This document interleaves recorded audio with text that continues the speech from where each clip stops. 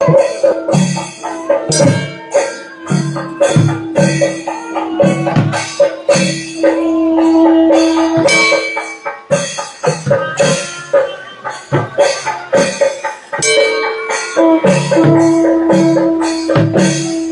വർഷത്തെ കൊട്ടിയൂർ മഹോത്സവത്തിലെ വൈശാഖോത്സവത്തിന്റെ ആദ്യത്തെ ശീവേലിക്ക് നമ്മൾ സാക്ഷികളാവുകയാണ്. ഇപ്പോൾ ഇതാ ആനപ്പുറത്ത് തിടമ്പേറ്റി കഴിഞ്ഞു. ഇനി ശീവേലി, അതായത് ഈ വർഷത്തെ 2025 വൈശാഖോത്സവത്തിലെ ആദ്യത്തെ ശീവേലിക്കാണ് നമ്മൾ സാക്ഷ്യം വഹിക്കുന്നത്. ഇവിടുത്തെ ശീവേലി 30-ാം തീയതി വരെയുള്ള ശീവേലി ആനപ്പുറത്ത് തന്നെയാണ് ഉണ്ടാവുക. ഭഗവതിയുടെ വിഗ്രഹവും ഭഗവാന്റെ തിടമ്പും രണ്ടുമാണ്, ശീവേലി ബിംബങ്ങളാണ് ഇപ്പോൾ ആനപ്പുറത്ത് എഴുന്നള്ളിയിരിക്കുന്നത്. രണ്ട് ബിംബങ്ങളുമായിട്ടുള്ള ഇനിയൊരു പ്രദക്ഷിണമാണ്. പ്രദക്ഷിണം വളരെയേറെ നേരം ഇങ്ങനെ തുടർച്ചയായിട്ട് ഉണ്ടാവും. ഇവിടെ ഇങ്ങനെ നിഷ്ഠകൾ, അതായത് കൃത്യമായൊരു സമയം ഒന്നും നമുക്ക് പറയാൻ സാധിക്കില്ല. ശിവേലി ഇത് ഓരോ തവണത്തെയും പൂജകൾ വ്യത്യസ്തമായിട്ടായിരിക്കും. ഈ കഴിഞ്ഞ വർഷത്തെ പൂജകൾ, അതായത് 28 ദിവസത്തെ കഴിഞ്ഞ വർഷത്തെ ഉത്സവം പൂർത്തിയായി തൃക്കലശാർത്ത് കഴിഞ്ഞ് അഷ്ടബന്ധമിട്ട് മൂടിയ നാളം തുറന്നുകൊണ്ട് ഈ ഒരു സ്വയംഭൂ ശിവലിംഗത്തെ ഉണർത്തിയതിനു ശേഷം പിന്നീട് ഇതുവരെയും നടന്നത് കഴിഞ്ഞ വർഷത്തെ പൂജകളായിരുന്നു. കഴിഞ്ഞ വർഷത്തെ പൂജകൾ ഏതാണ്ട് വൈകുന്നേരം 3 മണി 4 മണി വരെ ഉണ്ടായിരുന്നു. അത് കഴിഞ്ഞിട്ടാണ് ഈ വർഷത്തെ പൂജകൾ ആരംഭിച്ചത്. ശരിക്കും പറഞ്ഞാൽ ഈ വർഷം ക്ഷേത്രഭൂമിയിൽ ദർശനത്തിന് എത്തുന്നവർക്കുണ്ടായ ഒരു മഹാഭാഗ്യം എന്താണെന്ന് വെച്ചാൽ 2 ഉത്സവങ്ങൾ കാണാനായി എന്നുള്ളതാണ്. 2 പൂജകൾ, അതായത് ഇന്നത്തെ ദിവസം വൈശാഖോത്സവത്തിന് ആദ്യത്തെ ദിവസം ഇവിടെ രാവിലെ തന്നെ എത്തിയവർക്ക് 2 വർഷത്തെയും ഉത്സവങ്ങൾ 2024 കഴിഞ്ഞ വർഷത്തെ ബാക്കിയുള്ള പൂജാതി കാര്യങ്ങളും പിന്നെ ഈ വർഷത്തെ പുതിയ പൂജകളും ഒരുമിച്ച് കാണാനായി എന്നുള്ളത് വിശേഷമാണ്. അങ്ങനെ വിശേഷാലുള്ള പൂജകളോട് കൂടിയിട്ട് ശീവേലി ആരംഭിക്കുകയാണ്. അപ്പം നമുക്ക് ആ ശീവേലിക്ക് ഇവിടെ നമ്മളിപ്പോൾ നിൽക്കുന്നത് അമ്മാറക്കലിനടുത്താണ്. അമ്മാറക്കൽ എന്ന് പറഞ്ഞാൽ അമ്മ മറഞ്ഞ കല്ല്, സതീദേവി മറഞ്ഞ ആ കല്ല് ഇവിടെ നമുക്ക് സാന്നിധ്യമായിട്ട് കാണാനാകും. ആ കല്ലിനരികിൽ നിന്നുകൊണ്ടാണ് നമ്മളിപ്പോൾ ശീവേലി കാണുന്നത്. ഇതിനപ്പുറത്ത് ആ അരയാൽ നിൽക്കുന്നതിന് ചുറ്റുമായിട്ട് പ്രദക്ഷിണവും ഒക്കെ കണ്ടുകൊണ്ട് ഒരു പ്രത്യേകമായ നിഷ്ഠയോടുകൂടി ചിട്ടയോടുകൂടി വാളം പരിചയമേന്തിയവർ ആദ്യം നിൽക്കുകയും ശംഖേന്തിയാൽ പുറത്തും പ്രത്യേകമായ വാദ്യങ്ങളോടുകൂടി ഉള്ള ഈ ശീവേലി എല്ലാ പൂജാരികളെല്ലാം എപ്പോഴും ഒപ്പം ഉണ്ടാകണം എന്നുള്ളതും, അതുപോലെ ഇതിന് പ്രകാരം തന്നെ ഇപ്പോൾ എത്ര സമയമായാലും എത്ര വൈകിട്ടാണെങ്കിലും ഈ നിഷ്ഠകൾ ഇതുപോലെ തന്നെ. ഇതിൽ ആരൊക്കെയാണോ കൊട പിടിച്ച് നിൽക്കേണ്ടത്, ആരൊക്കെയാണോ സ്ഥാനികരായിട്ടുള്ളത്, അവരൊക്കെ തന്നെ നിൽക്കണം എന്നുള്ളത് ഒരു കാലത്ത് മാറാൻ പാടില്ലാത്ത രീതിയിലാണ് കൊട്ടിയൂരുള്ളത്. അപ്പോൾ അതുകൊണ്ട് തന്നെ ശീവേലി എന്ന് പറയുമ്പോൾ അത്രയ്ക്ക് അനുഷ്ഠാനത്തോടു കൂടിയാണ് നമ്മൾ കാണുന്നത്. നമുക്ക് കണ്ടുകൊണ്ട് നിൽക്കാം ഇവിടെ.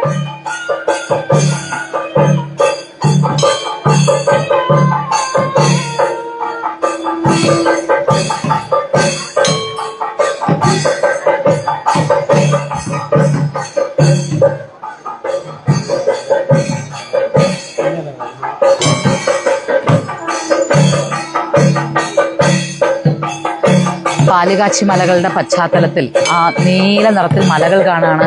അതിനും അടുത്ത് പച്ച നിറത്തിൽ മരങ്ങൾ, അതിനും നടുവിലായി തിരുവഞ്ചിറ എന്ന ഗംഭീര ഭാവം. തിരുവഞ്ചിറയെ എങ്ങനെ വാക്കുകൾ കൊണ്ട് വിശേഷിപ്പിക്കും? നമുക്ക് ഒരിക്കലും പറഞ്ഞു തീരാനാകാത്ത അത്രയും ചൈതന്യത്തോടു കൂടി നിൽക്കുന്ന ഈ കാഴ്ച മനുഷ്യജന്മത്തിന്റെ മഹാപുണ്യങ്ങളിൽ ഒന്നായി തന്നെ നമ്മൾ മനസ്സിലാക്കണം.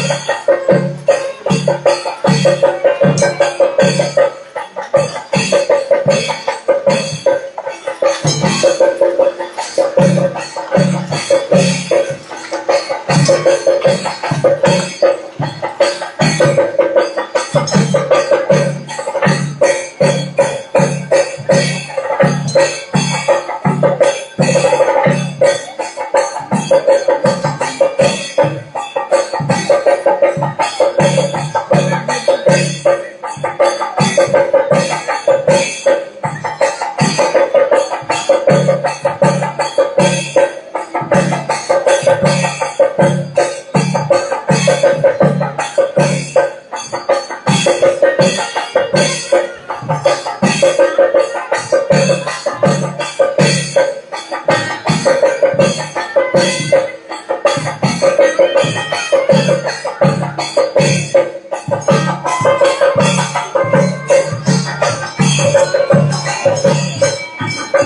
തിരുവഞ്ചിറ, രുദ്രംചിറ എന്നുകൂടി അറിയപ്പെടുന്ന തിരുവഞ്ചിറയിൽ ദക്ഷ പ്രജാപതിയുടെ യാഗത്തിന്റെ സാന്നിധ്യ ചൈതന്യങ്ങളുമായി ആണ് ഐതിഹ്യങ്ങൾ ആരംഭിക്കുന്നത്.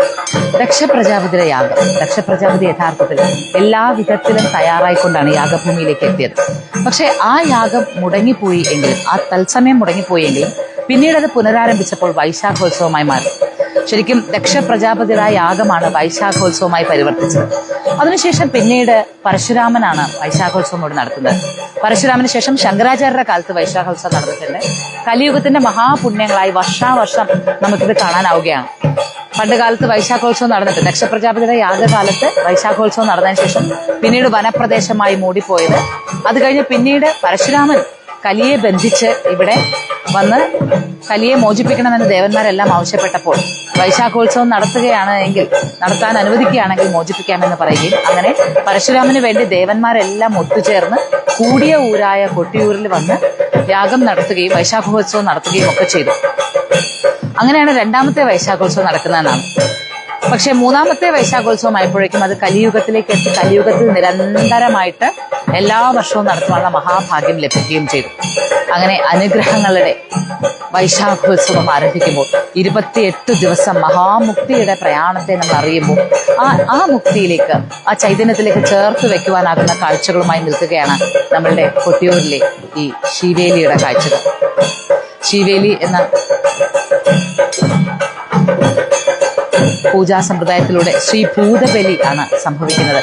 ഇവിടെ ഈ പഞ്ചഭൂതങ്ങളിൽ നിറഞ്ഞു നിൽക്കുന്ന സർവ്വതത്വങ്ങൾക്കും ഇവിടെ ബലിയർപ്പിക്കുകയാണ്. എല്ലാ പൂജകളും നടക്കുകയാണ്. നമുക്ക് സശ്രദ്ധം കുറച്ചു നേരം വീക്ഷിക്കാം ഇവിടെ നടക്കുന്ന ചടങ്ങുകളെ.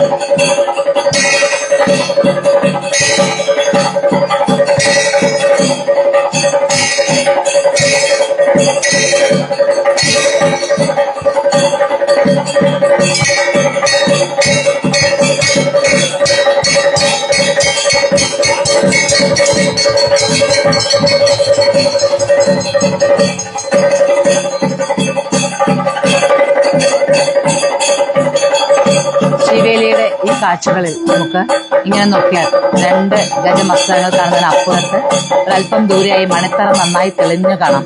മണിത്തറയിൽ അപ്പോഴും പൂജാതി കാര്യങ്ങൾ മുന്നോട്ട് പോയിക്കൊണ്ടിരിക്കുക തന്നെയാണ്. ശിവേലി പുറത്ത് നടക്കുമ്പോഴും മണിത്തറയിൽ ഭഗവാനുള്ള പ്രത്യേകമായിട്ടുള്ള പൂജകൾ നടക്കുന്നത് നമുക്ക് ഇവിടെ നോക്കിയാൽ കാണാം.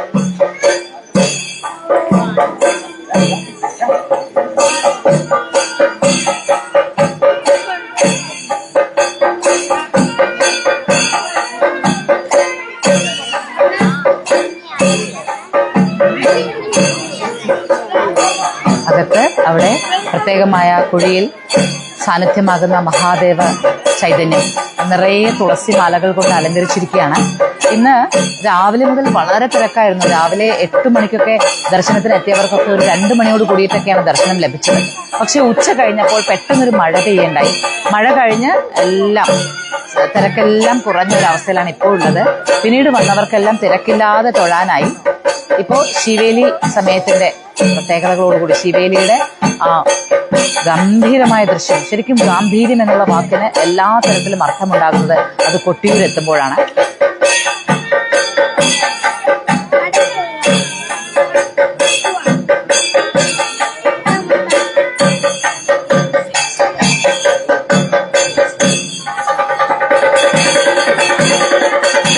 കൊട്ടിയൂരിലെ ശിവേലി മാത്രമല്ല എല്ലാ പൂജകളും വിശേഷമാണ്, പ്രത്യേകതകളാണ്. മറ്റു ക്ഷേത്രങ്ങളിൽ സാധാരണ കണ്ടുവരുന്നത് പോലും കൊട്ടിയൂരിൽ എത്തുമ്പോൾ വ്യത്യസ്തമായി മാറും. ശിവേലി എന്നത് ശ്രീഭൂതബലിയാണെന്ന് പറഞ്ഞല്ലോ. അതായത് ക്ഷേത്രവുമായി ബന്ധപ്പെട്ട് നിൽക്കുന്ന ഭൂതഗണങ്ങൾക്ക് നൽകുന്നത് മാത്രമല്ല, പഞ്ചഭൂതങ്ങൾക്ക് നൽകുന്ന പ്രത്യേകമായ ആദരവ് കൂടി, അനുഷ്ഠാനം കൂടിയാണത്. ഇവിടെ നമ്മൾ ഇപ്പോൾ നോക്കുകയാണെങ്കിൽ, കൊട്ടിയൂരിനെ നോക്കുകയാണെങ്കിൽ, കാട് എന്നത്, പൃഥ്വി എന്നത് തെളിഞ്ഞു നിൽക്കുന്നത് കാണാം. അതിന് നടുവിൽ ആ രുദ്രച്ചിറ എന്ന് പറയുന്നിടത്ത് ജലം അല്ലെങ്കിൽ ജലതത്വം നിറഞ്ഞു നിൽക്കുന്നത് കാണാം. മണിത്തറയിൽ നിറയെ ദീപങ്ങൾ തെളിഞ്ഞു കാണാം. അതുകൊണ്ട് തന്നെ അഗ്നിഭാവം അവിടെ നമുക്ക് മനസ്സിലാകും. ആകാശം നിറഞ്ഞു നിൽക്കുന്ന ചൈതന്യം, ഇവിടെ മുഴുവനും നിറഞ്ഞു നിൽക്കുന്ന പ്രാർത്ഥനയുടെ വായു, അങ്ങനെ പഞ്ചഭൂതം ഈ വനത്തിനുള്ളിൽ നിറഞ്ഞ അനുഗ്രഹങ്ങൾ നൽകുമ്പോൾ ആ പഞ്ചഭൂതങ്ങൾക്കെല്ലാം കൂടി നൽകുന്ന ആദരവല്ലേ, അനുഷ്ഠാനമല്ലേ ഈ ശ്രീഭൂതബലി അഥവാ ശിവേലി എന്ന് തോന്നിപ്പോകും. അത്രയ്ക്ക് വിശേഷമായി, അത്രയ്ക്ക് വിശദമായിട്ടാണ് ഇവിടുത്തെ ശിവേലി സംഭവിക്കുക.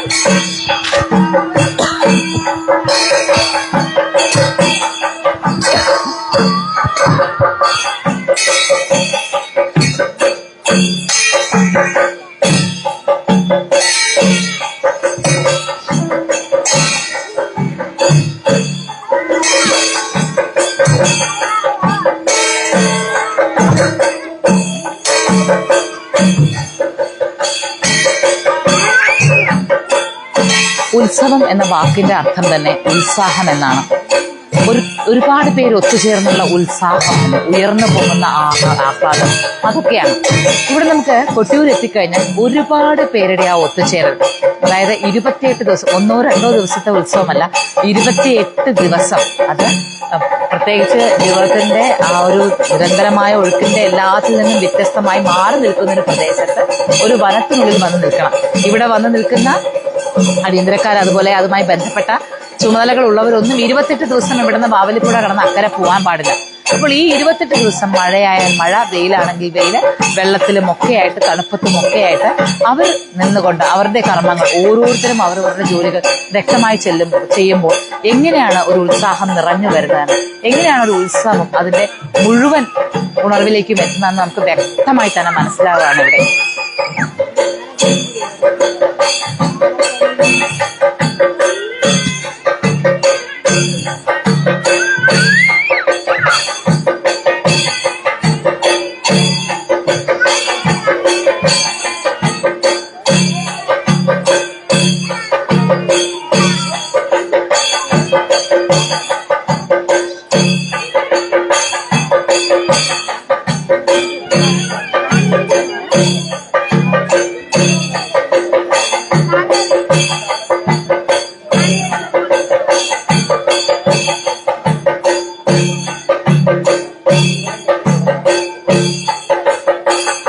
വർഷങ്ങൾ എത്ര കഴിഞ്ഞു പോയാലും ഭാരതത്തിലെ ക്ഷേത്രങ്ങളിലെ ആചാരാനുഷ്ഠാനങ്ങൾ മാറാതെ തന്നെ നിലനിൽക്കണം. ഒരു തരത്തിലുമുള്ള വിട്ടുവീഴ്ചകളില്ലാതെ, ആധുനികമായ ഒരു സജ്ജീകരണങ്ങളും ഇല്ലാതെ തന്നെ എങ്ങനെയാണോ പണ്ട് കാലത്ത് വനത്തിനുള്ളിൽ ആരാധനകൾ ഉണ്ടായിരുന്നത്, അതുപോലെ തന്നെ ക്ഷേത്രങ്ങളിൽ നിഷ്ഠകളും വ്യക്തമായ ധാരണകളും ഉണ്ടായിരുന്നത്, അതുപോലെ തന്നെ എല്ലാ ക്ഷേത്രങ്ങളിലും എല്ലാ കാലത്തും ആചാരങ്ങൾ നടക്കണമെന്ന്, അതും വിട്ടുവീഴ്ചയില്ലാതെ തന്നെ നടക്കണമെന്ന്, അത് സാധിക്കുമെന്ന് ഒക്കെ നമുക്ക് വ്യക്തമാക്കി തരും ഓരോ കൊട്ടിയൂർ ഉത്സവവും. ശരിക്കും ഇത് ഭാരതത്തിന്റെ തന്നെ മഹാക്ഷേത്രങ്ങൾ, ഭാരതത്തിൽ തന്നെ ഏവരും കണ്ടിരിക്കേണ്ട, ഈ ലോകത്തിന്റെ ഏത് ഭാഗത്താണെങ്കിലും ഒരിക്കലെങ്കിലും ഈ തിരുഭൂമിയിലൊന്ന് വന്ന് നിൽക്കണം. എന്നാൽ മാത്രമേ ഇത് അനുഭവിക്കാനാവുകയുള്ളൂ. ദക്ഷ പ്രജാപതിയുടെ യാഗഭൂമിയിൽ അമ്മ മറഞ്ഞ കല്ല് സാക്ഷിയാക്കിക്കൊണ്ട് നിറഞ്ഞു നിൽക്കുന്ന അരയാലിന്റെ തൊട്ടുമുന്നിൽ നിറഞ്ഞു നിൽക്കുന്ന ദീപങ്ങളെ കണ്ടുകൊണ്ട് നമ്മളിങ്ങനെ നിൽക്കുമ്പോൾ ഓരോ മനുഷ്യരും അറിയുന്നത് ഭാരതീയനായതിന്റെ പുണ്യമാണ്. കണ്ണുകൾ നിറയാതെ ഇവിടെ നിൽക്കാനാകില്ല. കാരണം മനസ്സ് നിറഞ്ഞു വരുന്ന അത്രയ്ക്കൊരു പ്രകൃതി ഐശ്വര്യമാണ് ഇവിടെ നിൽക്കുന്നത്. ഇത് നമ്മുടെ ആചാരങ്ങളിലെ ഓരോ സമർപ്പണവും ഇവിടെ വ്യക്തമാകുന്ന നിമിഷങ്ങൾ. കൊട്ടിയൂർ ഒരു ആഘോഷവും ആനന്ദവും ആരവവും മാത്രമല്ല, ഒരു മഹാസംഭവമാണ്. ഈ നൂറ്റാണ്ടിന്റെ മഹാസംഭവങ്ങളിൽ ഒന്നാണ് കൊട്ടിയൂരിലെ വൈശാഖോത്സവം. അതുകൊണ്ട് തന്നെ ഈ ഭൂമിയിൽ, ഈ തിരുഭൂമിയിൽ വന്നു നിൽക്കുക, ഈ ദേവഭൂമിയിൽ, ഈ യാഗഭൂമിയിൽ, ശരിക്കും ഇതൊരു യാഗഭൂമി തന്നെ. ഈ യാഗഭൂമിയിൽ നിൽക്കുവാനാകുന്നതിന്റെ പ്രത്യേകതയെ, ആ ധന്യതയെ നമുക്ക് എത്ര പറഞ്ഞാലും മതിയാവുകയില്ല തന്നെ.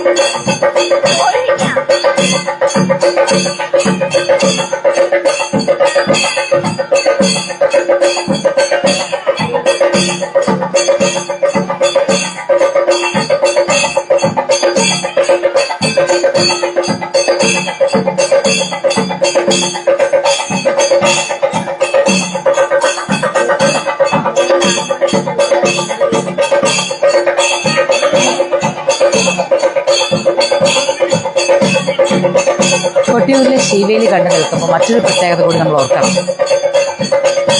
പ്രകൃതിയാലുള്ളതല്ലാതെ മറ്റൊന്നും ഇവിടെ ഉപയോഗിക്കാൻ പാടില്ല എന്നുള്ളതാണ് ഇവിടുത്തെ ഒരു വ്യവസ്ഥ. പ്രകൃതിയാലുള്ളത് മാത്രം. ഇവിടെ നേരെഴുന്നള്ളത്തിന്റെ സമയത്ത് പൂവയിലെ മടക്കി അതിനുള്ളിലാണ് ജലം എടുത്തുകൊണ്ടുവരിക. ഇപ്പോൾ തന്നെ നമ്മൾ ഈ ശീവേലി കണ്ടുകൊണ്ടിരുന്നാൽ ഇവിടെ പന്തം പിടിക്കുന്നവർ പന്തക്കിടാങ്ങൾ എന്നാണ് അറിയപ്പെടുന്നത്. ആ പന്തക്കിടാങ്ങളുടെ കയ്യിൽ ഇടയ്ക്കിടയ്ക്ക് പന്തത്തിൽ ഒഴിച്ചു കൊടുക്കാൻ എണ്ണ ഒഴിക്കേണ്ട ആവശ്യമുണ്ടല്ലോ. ഈ എണ്ണ ഒഴിക്കാൻ വേണ്ടി വെച്ചിരിക്കുന്ന ഒരു മുളംകുറ്റിയാണ്.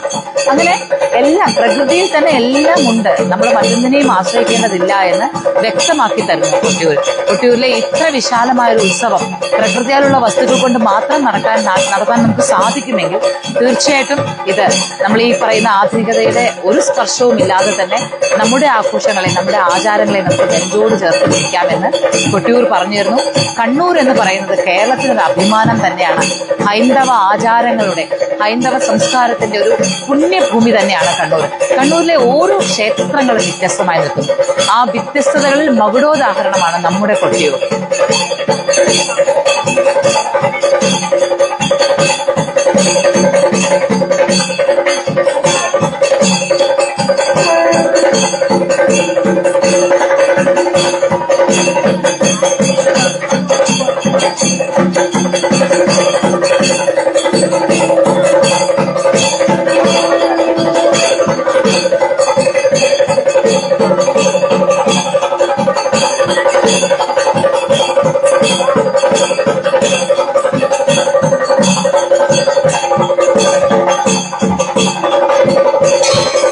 പന്തക്കിടാങ്ങളുടെ കയ്യിലെ കുളംകുറ്റിയാണ് ഈ കാണുന്നത്.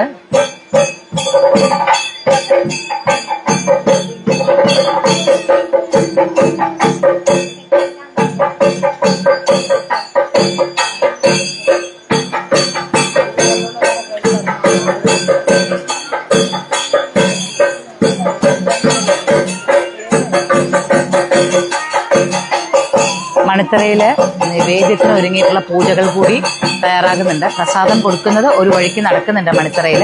എന്നാൽ അതിനോടൊപ്പം തന്നെ നേദ്യപൂജയ്ക്ക് വേണ്ടുന്നതെല്ലാം തയ്യാറാക്കി, പന്തിരടി പൂജ കഴിഞ്ഞിട്ടാണ് യഥാർത്ഥത്തിൽ ഇവിടെ ശിവേലി ആരംഭിച്ചത്. അത് കഴിഞ്ഞിട്ട് നേദ്യപൂജയ്ക്ക് വേണ്ടിയിട്ടുള്ള നേദ്യം തയ്യാറാക്കി വെച്ചിട്ടുണ്ട്. അതും എല്ലാം പൂജകൾക്ക് വേണ്ടിയിട്ട് തയ്യാറാവുകയാണ്. ഈ വർഷത്തെ പൂജ, ഈ വർഷത്തെ നേദ്യമൊരുക്കൽ, ഈ വർഷത്തെ ശിവേലി, ഇതെല്ലാം നമ്മൾക്ക് സാക്ഷ്യം വയ്ക്കാം.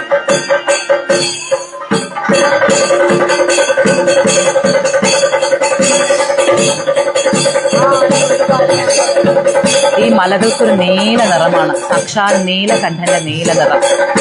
അതാണൊരു പ്രത്യേകത. കാരണം ഇങ്ങനെ പച്ചപ്പ് നിറഞ്ഞു നിൽക്കുന്ന ഭൂമിയിൽ ആ മലകൾ മാത്രം നീല നിറത്തിലാണ് നമുക്ക് മുന്നിൽ എപ്പോഴും തെളിയുക. അതിൽ പ്രത്യേകിച്ച് കൊട്ടിയൂർ പെരുമാളുടെ എന്തെങ്കിലും ഒരു ആചാരം ഇവിടെ നടക്കുന്ന സമയത്ത് ആ മലകൾ ഒന്നുകൂടി തീക്ഷ്ണമായ നീലയിലേക്ക് ചെല്ലും.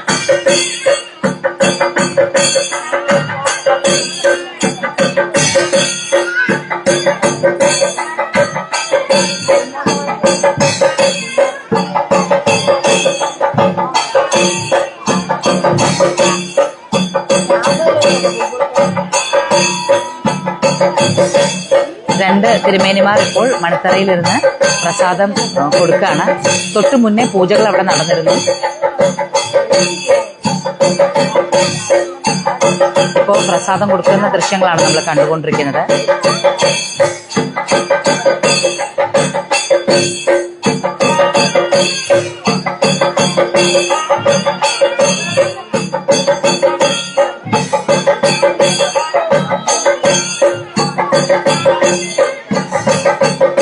ശ്രീപാർവതിയുടെയും മഹാദേവന്റെയും ഒത്തുചേർന്നുള്ള ഈ മഹനീയമായ തിരുഭൂമി, ഇവിടെ നമുക്ക് പരംപുരുഷനും പ്രകൃതിയും ഒന്നുചേരുന്നതിന്റെ മുഴുവൻ ജീവഭാവങ്ങളെയാണ് മനസ്സിലാക്കാനാകുന്നത്. ചൈതന്യധാരകളെയാണ് അറിയാൻ പറ്റുന്നത്.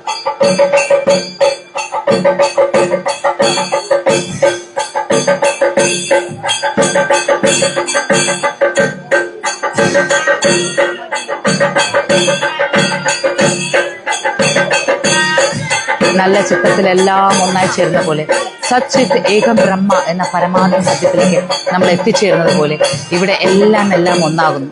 മഹാദേവനെ ഒരേ നിമിഷം ഗോവിന്ദ ഗോവിന്ദ എന്ന് ജപിച്ചുകൊണ്ട് പ്രാർത്ഥിക്കുവാൻ ഇവിടെ ആർക്കും തന്നെ സങ്കോചമില്ല. അതേസമയം തന്നെ ഭഗവാന്റെ എഴുന്നള്ളത്തിന് മുന്നേ തന്നെ ആനപ്പുറത്ത് തിടമ്പ് ഭഗവതിയുടെ ഏറുമ്പോഴും ഇവിടെ എല്ലാം സമഭാവത്തിലാണ് എല്ലാവരും സ്വീകരിക്കുന്നത്. കാരണം അറിയാം, ശിവനും ശക്തിയും ഇവിടെ ഒന്ന് തന്നെയാണ്, ഹരിയും ഹരനും ഇവിടെ ഒന്ന് തന്നെയാണ്. മനുഷ്യ മനസ്സിന്റെ നന്മകളുടെ ഉണർത്തുപാട്ടുകളാണ് ഈ ഓരോ താളത്തിലും നമ്മൾ കേട്ടുകൊണ്ടേയിരിക്കുന്നത്.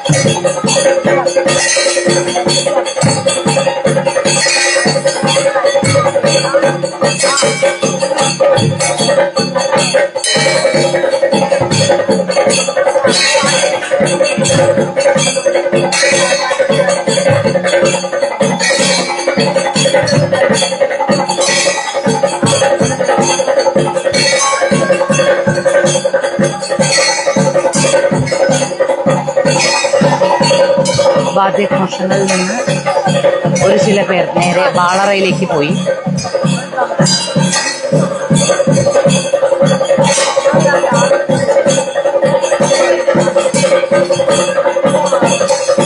വാളറയ്ക്ക് മുന്നിൽ നിന്ന് മെല്ലെ മെല്ലെ മെല്ലെ ഘോഷങ്ങൾ മുഴക്കി പന്തക്കിടാങ്ങളും കൊടിവിളക്കും മെല്ലെ മെല്ലെ വാളറയിലേക്ക് കയറി. വാളും പരിചയമേന്തിയവർ അമ്മാറയ്ക്കലിനെ വലം വയ്ക്കാൻ തുടങ്ങി.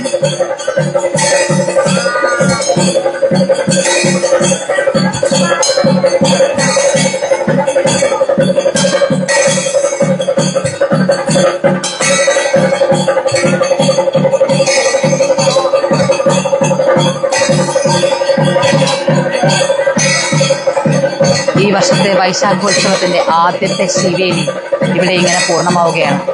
ഇനി ആനപ്പുറത്തുനിന്ന് തിടമ്പ് മെല്ലെ ഇറക്കുകയായി.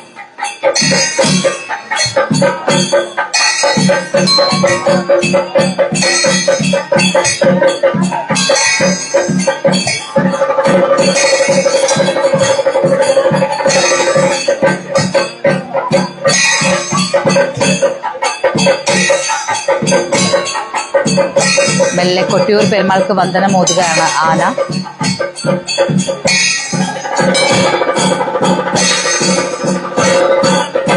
തിടമ്പ് മെല്ലെ ഇറക്കാൻ സമയമാവുകയായി.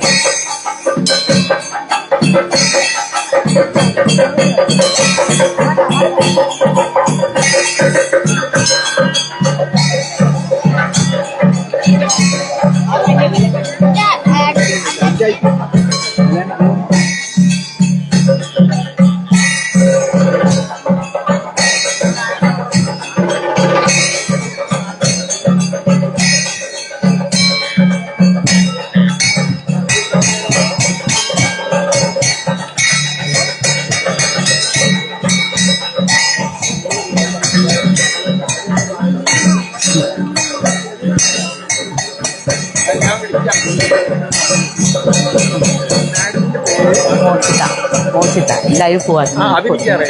ഒരു മിനിറ്റ് ഇതാ വരും.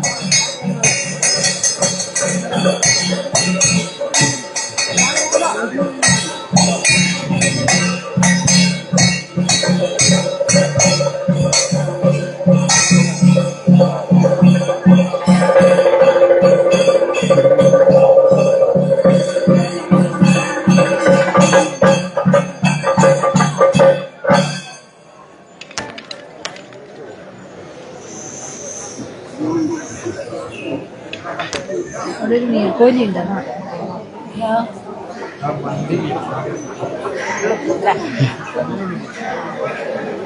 ശിവേലി പൂർണ്ണമാകുന്നു. മനസ്സ് പ്രത്യേകമായൊരു ആരവത്തിൽ നിറഞ്ഞു നിൽക്കുകയാണ്.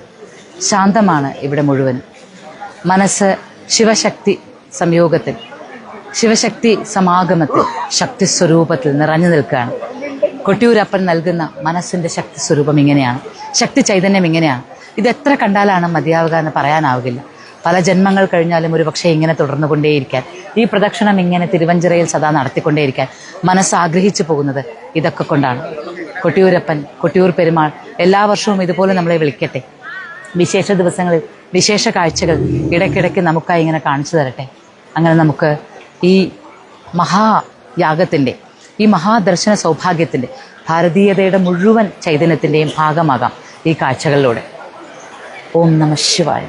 ശ്രീമാത്രേ നമഃ.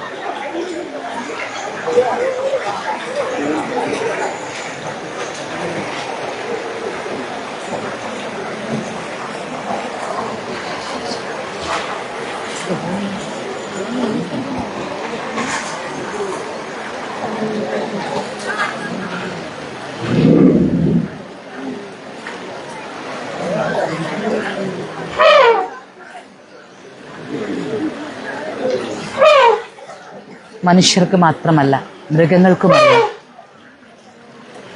അമ്മയെ വന്ദിച്ച്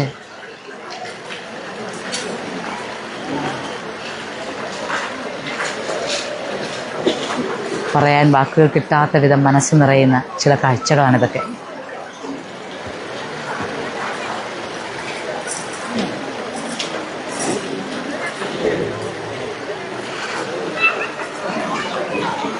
കൊട്ടിയൂർ ഉത്സവത്തിൻ്റെ ആദ്യത്തെ ദിവസം ഈ കാഴ്ചകൾ നമ്മുടെ മനസ്സിൽ നിറഞ്ഞു നിൽക്കട്ടെ. ഇനിയും വരും ദിവസങ്ങളിലും പല പല കാഴ്ചകളിലൂടെ കൊട്ടിയൂർ തിരുമുന്നിൽ നമുക്ക് വീണ്ടും കണ്ടുമുട്ടാം. പെരുമാൾ ഏവരെയും അനുഗ്രഹിക്കട്ടെ. ഈ കാഴ്ചകൾ കണ്ടുകൊണ്ടിരിക്കുന്ന നിങ്ങളുടെ മനസ്സിൻ്റെ എല്ലാ പ്രാർത്ഥനകളും ഈശ്വരൻ കേൾക്കുന്നുണ്ട്. പെരുമാൾ കൊട്ടിയൂരപ്പൻ കേൾക്കുന്നുണ്ട്, ഭഗവതി കേൾക്കുന്നുണ്ട്. അതിന് വേണ്ടതെല്ലാം ചെയ്തുകൊള്ളും. മനസ്സമാധാനത്തോടു കൂടി, വിശ്വാസത്തോടു കൂടി ഇരുന്നുകൊള്ളുക. ഒക്കെയും നല്ലതിനെ വന്ന് ഭവിക്കുകയുള്ളൂ.